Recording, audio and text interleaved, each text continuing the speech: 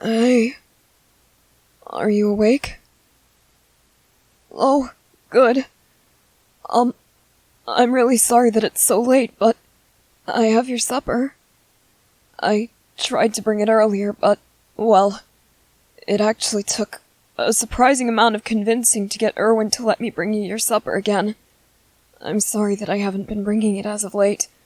Unfortunately, though, he worries that you'll become too comfortable and too familiar with certain people if they continuously bring you food. He was afraid that, well, I know that this isn't true, but this was his fear. That you would learn someone's habits and their weaknesses, and that you would attack them and attempt to escape.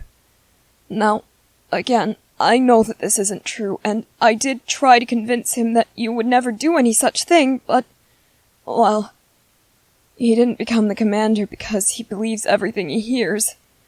He is, unfortunately, a very difficult man to persuade. But regardless, I'm here again. Oh, where's the key? Ah, got it. Alright, and... oh my. No, it's nothing. I can still get into your cell, but... the lock, it's rusted far more since the last time I visited. I don't mean to bring up any bad memories, but the other cadets, when they bring you their table scraps, do they ever open the door to your cell, or do they just throw the food on the floor and expect you to eat it? Hey, why'd you look away? Is that what they do to you? Is that how they're treating you? I am so sorry. I am so sorry that they treat you that way. I really don't know what's gotten into them. Honestly. They treat Aaron better than this. And he almost killed one of us. But they still view him as a human. They treat him like a human. Why can't they do the same for you? Although... no, never mind. It's not important at this time. Here. Your supper's still nice and warm. I actually made it for you myself.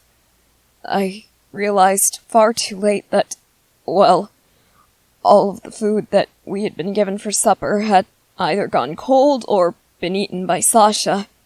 Do you know her? You don't? Well, I suppose that's kind of understandable. After all, she tends to eat whenever she gets the chance, so I certainly understand why Erwin wouldn't trust her to bring food to someone. Yeah, you would receive far less than you receive from the other cadets, and that is certainly saying something. Oh, be careful, it is rather hot still.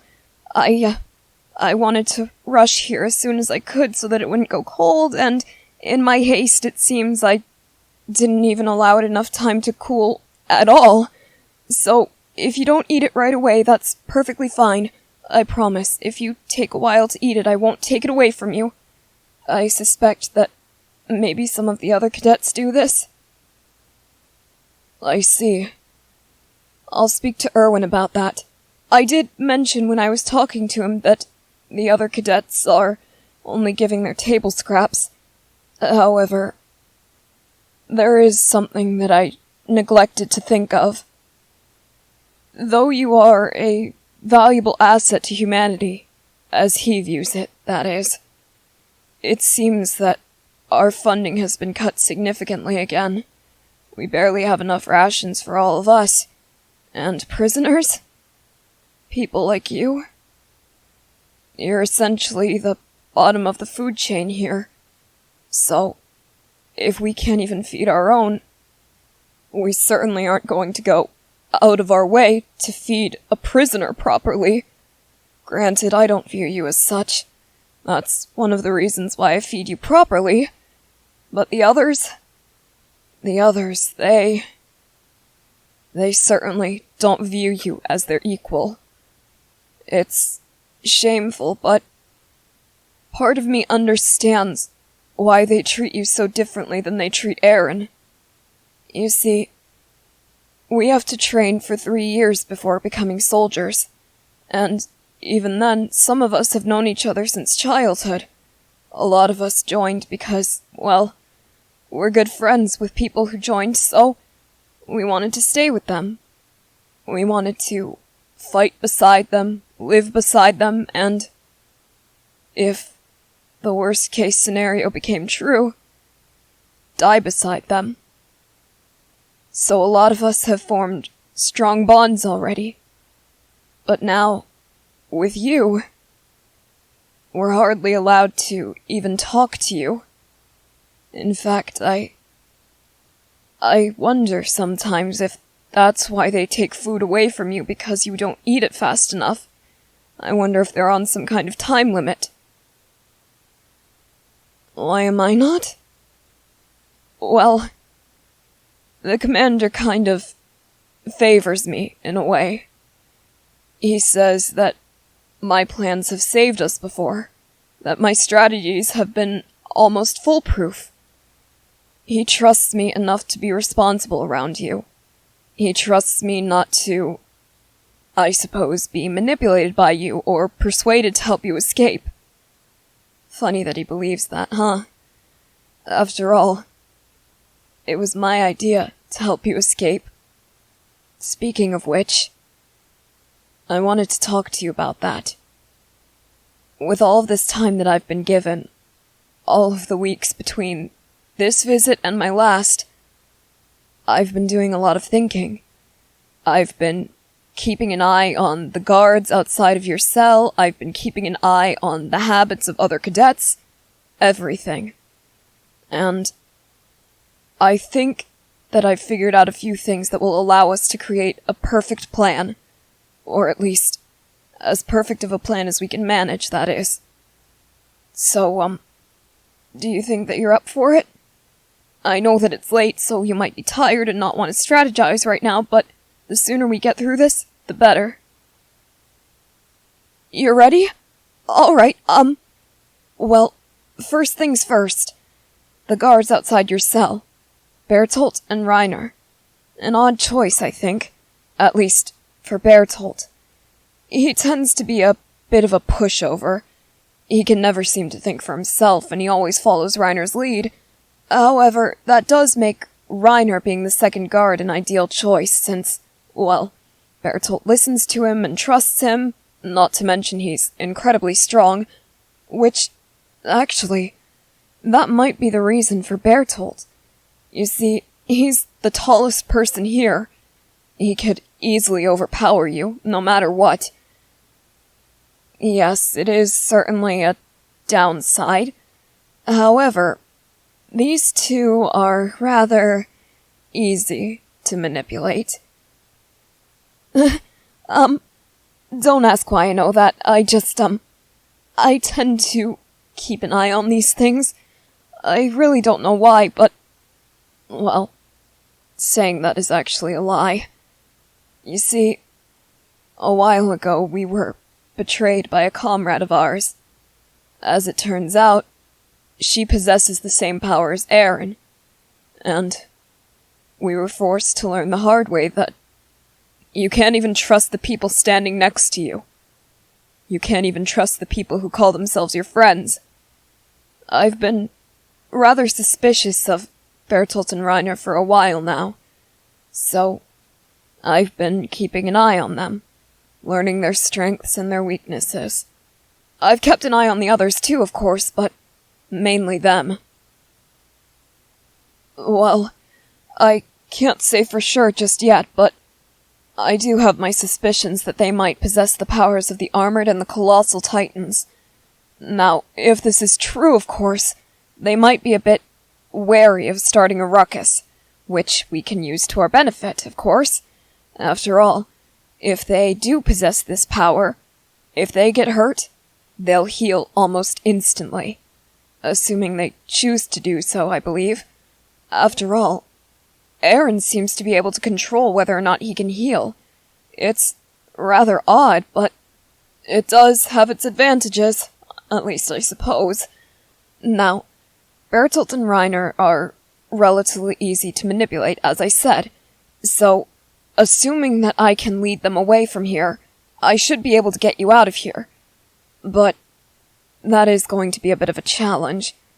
See, Bertolt is somewhat caring, although he is often a bit of an outsider. He'll rush to his friend's aid if needed, and Reiner? He's rather similar in that regard. Everyone refers to him as the older brother of this group for a reason, after all. So, I think that if I can convince them that there's some kind of emergency elsewhere, they should come running. If they don't, however, they'll be on high alert.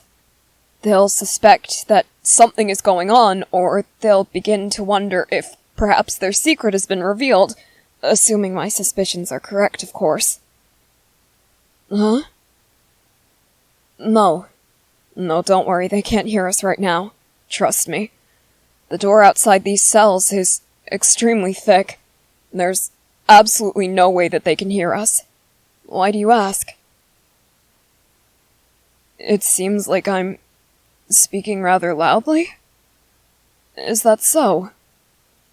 Hey, could I ask you a question? Forgive me if I'm overstepping a boundary, but you've gotten me curious. Do you perhaps have heightened senses because of what you are? Such as smell, taste, and hearing? You do? Really? That is certainly going to be useful in our attempt to get you out of here. So, assuming you can hear exceptionally well, you'd be able to hear retreating footsteps, right? I thought so. Alright. I think I've got a plan then.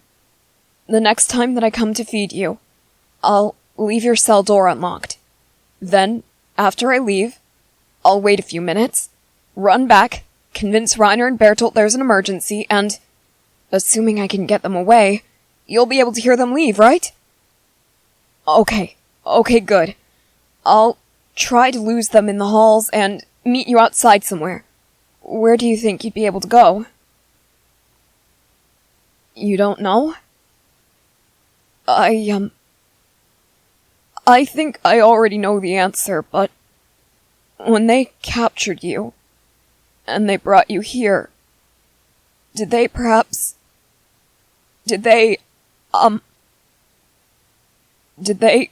cover your eyes somehow?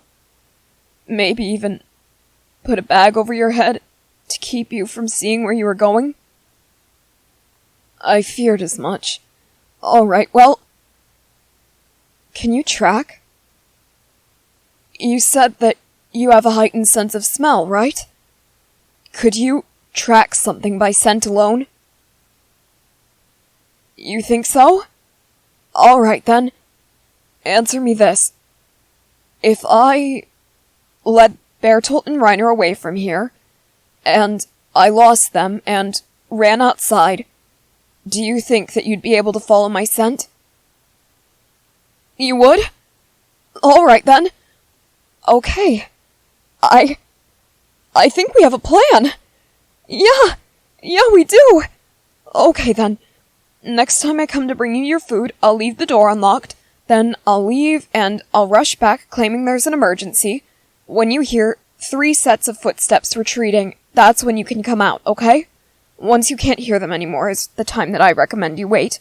And then you'll try to follow my scent, okay? You need something first? What is it? You need to smell me? Why is that? Oh, right, of course, that makes sense. Okay, you need to get a feel for my scent so that you can track it. Right, of course. Do you want to do that now, or wait until we're actually going through with the plan? After all, by then it might be a bit easier for you to remember what I smell like. However, it might also cause some confusion, especially if you don't have time to distinguish what's my scent and what's their scent, of course.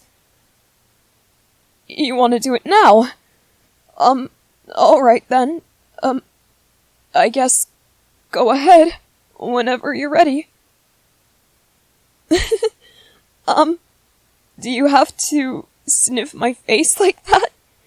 It's not making me uncomfortable, it's just kind of a funny image. And I do apologize, I'm probably going to giggle a lot.